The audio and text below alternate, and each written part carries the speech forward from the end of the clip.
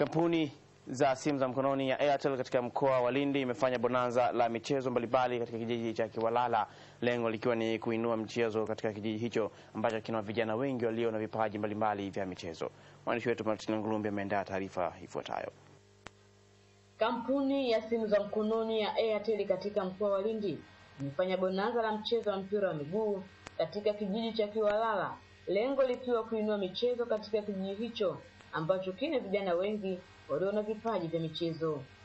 Akizungumza katika viwanja vya michezo kijijini hapo, meneja mauzo wa Airtel kanda ya Kusini Brighton Majalwa amesema michezo hiyo imeshirikisha timu mbalimbali zilizopo katika kijiji cha Kiwalala ili kusaidia kukuza michezo na kujenga mahusiano katika jamii.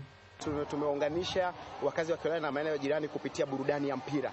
Badala ya kuzurura vijana kufanya shughuli zingine ambazo sio rasmi, Airtel inaunganisha katika siku ya leo na tutakuwa na program katika siku zingine ambazo zijazo kuwaweka pamoja, kufurahia yote haya mafanikio ambayo sisi Airtel tumewapa wakazi wa Kiwalala pamoja na maeneo ya jirani.